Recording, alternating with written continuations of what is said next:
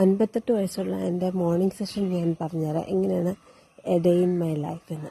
കാലത്ത് വാഷ്റൂം പോയി വന്നു കഴിഞ്ഞാൽ നീ ക്യാപ്പ് കയറ്റിയിടും. കാരണം മുട്ടുകാലിന് ചെറിയൊരു തേയ്മാനമുണ്ട്.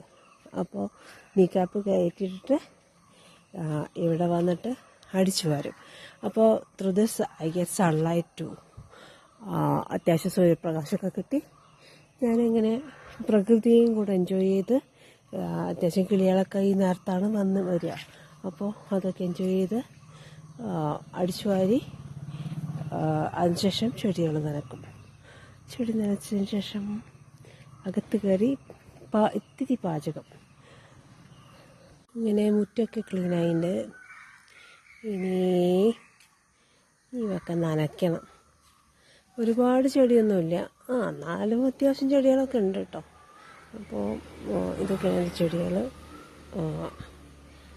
ഇതൊക്കെ നനക്കാകുമ്പോൾ തന്നെ എനിക്കൊരു ഭയങ്കര മാനസിക ഉല്ലാസം എന്നൊക്കെ പറയില്ല, അങ്ങനത്തെ ഒരു അവസ്ഥയാണ്. എനിക്ക് ഭയങ്കര ഇഷ്ടമാണ് ചെടികളൊക്കെ നനക്കാനും അവരെ ശുശ്രൂഷിക്കാനും. പക്ഷേ മണ്ണിൽ കളിക്കാൻ മാത്രം എനിക്ക് വലിയൊരു താല്പര്യമില്ല കേട്ടോ. അതെന്താണെന്ന് വെച്ചാൽ മണ്ണിൽ നിറച്ച് പുഴുകളൊക്കെ ഉണ്ടാവും. അതൊക്കെ എനിക്ക് ഭയങ്കര പേടിയാണ്. പുഴു, പാമ്പ് എന്നൊക്കെ പറയുന്നത്. ഇത് ശതാവരി കിഴങ്ങിൻ്റെ തൈയാണ്. എന്തായാലും കുറച്ച് തൈ കുറച്ച് കാലമായി. അപ്പോൾ ഞാൻ ഇടയ്ക്കിടയ്ക്ക് വെട്ടും, എന്നാലും ശതാവരി ഉണ്ട്. അപ്പോൾ ചിലപ്പോൾ കുറച്ച് കഴിഞ്ഞ് കുഴിച്ച് നോക്കിയാൽ അത്യാവശ്യം കിഴങ്ങ് കിട്ടും തോന്നുന്നുണ്ട്. ബൊഗൻവില്ലയുടെ കളക്ഷൻ കാര്യമായിട്ടില്ല. ഇത് ഇത്രയധികം വെറൈറ്റിയൊക്കെ ഉള്ളത് ഇപ്പം എനിക്കിഷ്ടമാണ്. കുറച്ചും കൂടെ ബൊഗൻവില്ല ഞാൻ വാങ്ങി വയ്ക്കും. അത് ഇവിടെ ഒന്നുമല്ല, ഒരു പുഴയുടെ സൈഡുണ്ട്. അപ്പോൾ അവിടെ കുറച്ച് ബൊഗൻവില്ല വാങ്ങി വയ്ക്കണം എന്ന് വിചാരിക്കണോ. അപ്പോൾ എനിക്ക് ഇതുപോലെ ആയി കിട്ടും.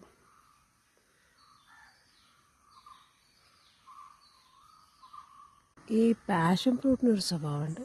അത് ഏറ്റവും ഉയരത്തിൽ പോവും. ഉയരത്തിൽ എത്രത്തോളം പോകുമെന്ന് വെച്ച് കഴിഞ്ഞാൽ ഏറ്റവും ഉയരമുള്ള കമ്പ് നോക്കിയിട്ടാണ് അത് പിടിക്കുക.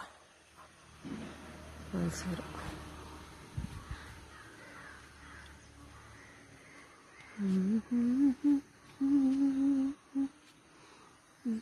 കണ്ടതിങ്ങനെ വളർന്നിട്ട് ഇവിടെ വന്ന് ആ പുളിയുടെ മേലെ കയറാനുള്ള പരിപാടിയിലാണ്.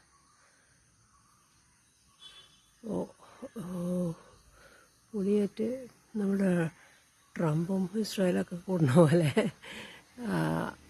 കമ്പനി ആയിട്ടുണ്ട് ഒരു കമ്പ്. അപ്പോൾ ഇനി കയറി പൊക്കോളും പുളിയുടെ മുകളിലേക്ക്. എന്നിട്ട് പുളിയുടെ അപ്പർ മോസ്റ്റ് പാർട്ട് ഇത് കൈയടക്കും, ഈ പാഷൻ ഫ്രൂട്ട്. ഒരു പ്രായം കഴിഞ്ഞാൽ ഒരു വില്ലേജ് ലൈഫ് തിരഞ്ഞെടുക്കുന്നതാണ് നല്ലത്. ഫ്ലാറ്റ് ലൈഫിൽ നമുക്ക് മൊബിലിറ്റി കുറയും. അപ്പോൾ അതനുസരിച്ച് നമ്മുടെ ആരോഗ്യം